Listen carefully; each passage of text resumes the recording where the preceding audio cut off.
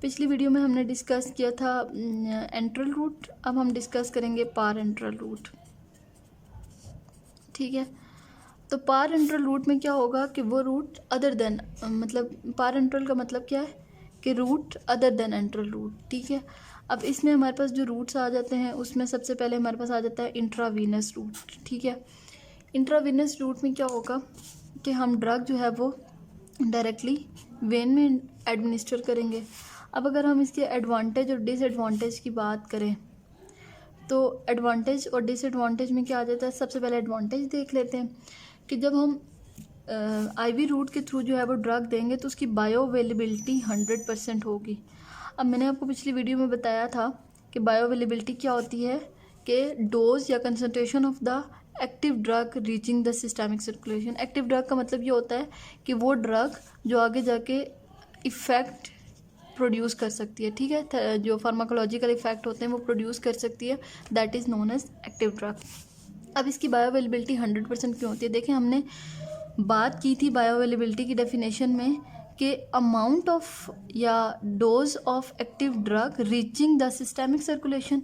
अब अगर यहाँ पे हम देखें आईवी रूट के थ्रू तो हम दे ही ड्रग जो हैं वो उसमें सिस्टमिक सर्कुलेशन में रहे हैं, तो मतलब कि हमने जितनी ड्रग दी वो सारी की सारी सिस्टमिक सर्कुलेशन में हम डायरेक्टली, क्योंकि दे ही सिस्टमिक सर्कुलेशन में रहे तो वो सारी की सारी ड्रग जो है सिस्टमिक सर्कुलेशन में आ रही है। इस वजह से इसकी बायो अवेलेबिलिटी आईवी रूट की कितनी होती है? 100%। और ये आपने बात हमेशा याद रखनी है, ये बातें पूछी जाती हैं। ठीक है, तो आपने याद रखना है कि आईवी रूट के थ्रू जो भी ड्रग दी जाएगी उसकी बायो अवेलेबिलिटी हमेशा कितनी होगी? 100% होगी। अच्छा, दूसरा इसका जो एडवांटेज है वो क्या है कि रैपिड एक्शन, क्योंकि हमने सिस्टमिक सर्कुलेशन में दे दी, फ़ौरन से ड्रग जो है वो आगे डिस्ट्रीब्यूट होगी और अपना एक्शन परफॉर्म करेगी, तो इसकी वजह से हमारा रैपिड ऑनसेट ऑफ एक्शन होता है। थर्ड थिंग इज़ कि एमरजेंसी रूट है, फ़ौरन से अगर हमें रैपिड एक्शन चाहिए तो हम इस रूट के थ्रू जो है वो ड्रग देंगे। फोर्थ थिंग इज़ कि अगर वॉमिटिंग है किसी बंदे को, हम ओरल रूट के थ्रू नहीं दे सकते, तो उसमें भी जो है वो आईवी रूट जो है वो बहुत ज़्यादा इसका एडवांटेज है। और लास्ट इज़ कि फ़र्स्ट पास इफेक्ट अवॉइडेड, इसमें कोई फर्स्ट पास इफेक्ट नहीं है क्योंकि ड्रग जो है वो लिवर में जा ही नहीं रही है, डायरेक्ट हम ब्लड में दे रहे हैं, तो इसमें भी फर्स्ट पास इफेक्ट नहीं है। डिसएडवांटेज की बात करें, अच्छा पहली चीज़ इसमें आ जाती है इसके डिसएडवांटेज में इरिटेशन, कि ऑब्वियसली जो साइट है जहाँ पे हम दे रहे हैं, ऑब्वियसली हम सिरिंज की मदद से ही देंगे ना ड्रग, तो जिस साइट पे हम दे रहे हैं उस साइट पे इरिटेशन हो सकती है। सेकेंड थिंग इसकी इन्फेक्शन, कि अगर जो सिरिंज है वो प्रॉपरली स्टीरिलाइज नहीं है या कुछ इस तरह, तो उसकी वजह से इन्फेक्शन के चांसेस हो सकते हैं। थर्ड थिंग इज़ कि इसमें हमें टेक्निकल असिस्टेंस रिक्वायर्ड है। टेक्निकल असिस्टेंस का क्या मतलब है कि मतलब जैसे हमें सिरिंज भी चाहिए, हमें कोई पैरामेडिकल स्टाफ की भी ज़रूरत पड़ेगी जो कि इसको एडमिनिस्टर करे।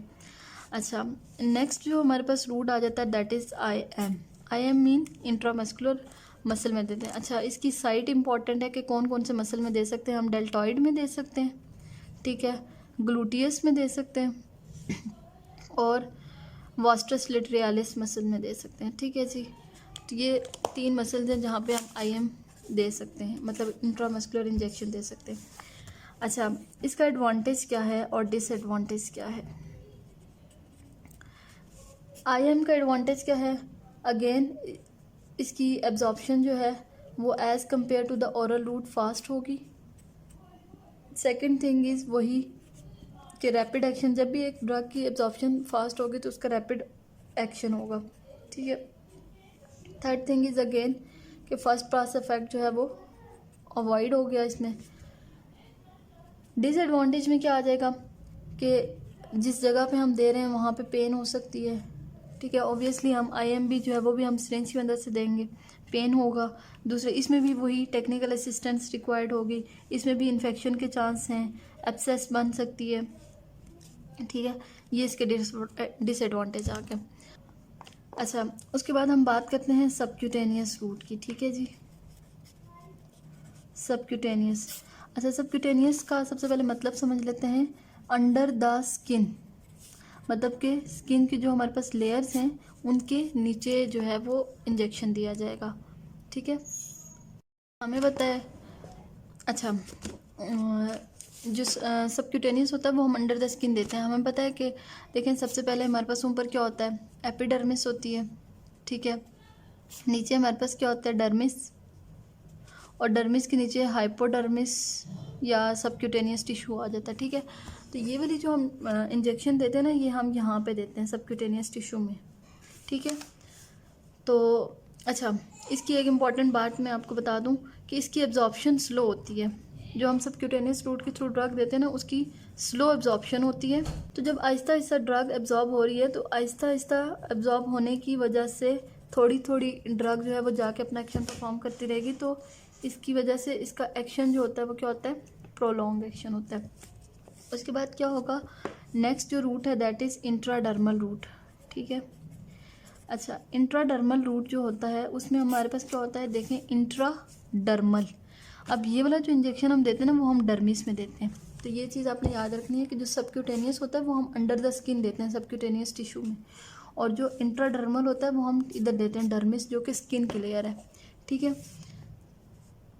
इसमें क्या होता है, अच्छा सबक्यूटेनियस में ना हम इसकी एक एग्जांपल आ जाती है, इंसुलिन हम इस रूट के थ्रू देते हैं। देखें, हम इंसुलिन बार बार तो हम पेशेंट को नहीं देते रहेंगे, और हम यही चाहते हैं कि पेशेंट के अंदर जो है वो इसका प्रोलॉन्ग्ड एक्शन हो, इसी वजह से हम इंसुलिन को जो है वो सबक्यूटेनियस देते हैं, ठीक है।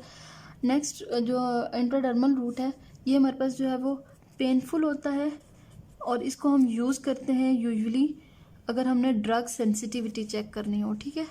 जो इंट्राडर्मल रूट होता है उसमें हम ड्रग्स की सेंसिटिविटी चेक करते हैं। फॉर एग्जांपल हमारे पास एक ड्रग होती है दैट इज़ पेनिसिलिन। पेनिसिलिन को देने से पहले हम चेक करते हैं कि हाँ, जो पेशेंट है वो पेनिसिलिन के लिए सेंसिटिव तो नहीं है।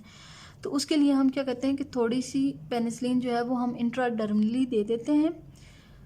अगर हम नहीं करेंगे, सेंसिटिविटी चेक नहीं करेंगे, हम डायरेक्ट पेनिसिलिन को जो है वो बॉडी के अंदर एडमिनिस्टर कर देंगे, तो इसकी वजह से पेशेंट के अंदर एनाफाइलैक्सिस हो सकता है, ठीक है।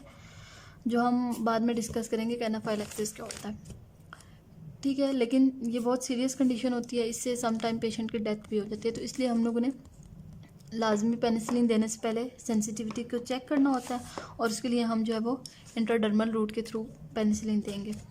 अच्छा, नेक्स्ट जो रूट आ जाता है that is intrathecal route. Intrathecal route क्या होता है कि हमने डायरेक्टली जो स्पाइनल कैनाल होती है उसमें हम लोगों ने ड्रग को एडमिनिस्टर करना होता है, और इस रूट के थ्रू हम यूजुअली जब हमने स्पाइनल एनेस्थीसिया देना होता है तो वो हम इस रूट के थ्रू देते हैं, ठीक है। इसके बाद हमारे पास नेक्स्ट रूट आ जाता है इंट्रापेरिटोनियल रूट। इंट्रापेरिटोनियल रूट कौन सा होता है, जिसमें हमने ड्रग को डायरेक्टली इंजेक्ट करना है इनटू द पेरिटोनियम। जो हमारी पेरिटोनियल कैविटी होती है उसमें हमने इंजेक्ट करना होता है, और ये हम कब कर रहे होते हैं, जब रीनल इनसफिशेंसी हो, अगर किसी बंदे के जो किडनीज़ हों वो सही से काम ना कर रहे हों, तो उसमें हम जो है वो इंट्रापेरिटोनियल ड्रग दे के हम बेसिकली जो पेरिटोनियल डायलिसिस करवाते हैं वो इस रूट के थ्रू होती है, ठीक है। अच्छा, उसके बाद हमारे पास नेक्स्ट रूट आ जाता है intra articular route. Intra articular route में क्या होता है कि हम ड्रग जो है वो कहाँ पे देते हैं, जो जॉइंट का कैप्सूल होता है, ठीक है। जॉइंट कैप्सूल में हम ड्रग देते हैं।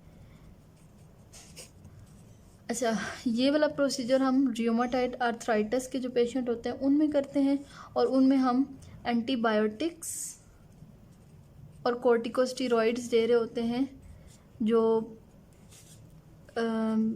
इन्फ्लामेशन को कम करते हैं, ठीक है। हाइड्रोकोर्टिसोन के नाम से एक ड्रग आती है, वो हम इंजेक्ट करते हैं।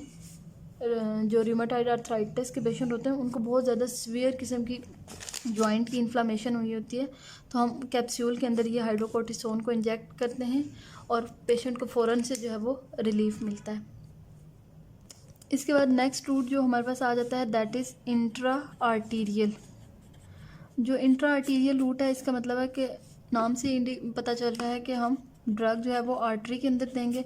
ये बहुत ज़्यादा रेयरली जो है वो इस तरह का रूट यूज़ किया जाता है। यूजुअली हम जो एंटी कैंसर ड्रग होते हैं वो हम इस रूट के थ्रू देते हैं, ठीक है जी।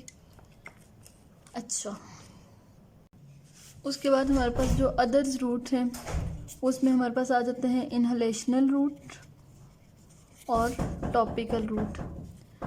इन्हेलेशनल रूट में हमारे पास क्या होता है कि ड्रग जो है वो हम पेशेंट को इनहेल करवाते हैं। इसमें हमारे पास एग्जांपल क्या आ गई कि एस्थमा के पेशेंट को जो है वो सॉल्ब्यूटामोल दिया जाता है इन्हेलर के थ्रू, ठीक है। और इसके अलावा जब हमने इन्हेलेशनल एनेस्थीसिया देना हो पेशेंट को तो वो हम देते हैं, ठीक है। और टॉपिकल रूट में हमारे पास दो तरह के रूट थे, एक ट्रांसडर्मल था, ठीक है, और दूसरा था ट्रांसम्यूकोजल रूट। तो ट्रांसडर्मल जो है उसमें हमारे पास क्या आ जाता है कि जो एंजाइना के पेशेंट होते हैं उनको हम नाइट्रोग्लिसरीन ऑइंटमेंट लगाते हैं, ठीक है। नाइट्रोग्लिसरीन ऑइंटमेंट जो है वो हम देते हैं, मतलब अप्लाई करते हैं उनकी स्किन के ऊपर, ठीक है। ये जो चेस्ट एरिया होता है यहाँ पे, जिसकी वजह से उन्हें जो सीवियर पेन हो रहा होता है एंजाइना का, ठीक है, उससे रिलीफ मिल जाता है। दूसरी चीज़ ये है ट्रांसम्यूकोजल रूट, जिसमें मैंने आपको पहले ही बता दिया था कि हम ईयर ड्रॉप्स देते हैं, nasal drops, nasal sprays use करते हैं, आई ड्रॉप्स वगैरह दिए जाते हैं, ठीक है। यहाँ पे हमारे पास जो है वो ये रूट्स ऑफ एडमिनिस्ट्रेशन वाला टॉपिक एंड होता है। तो अगर आपका कोई क्वेश्चन हो तो आप पूछ सकते हैं।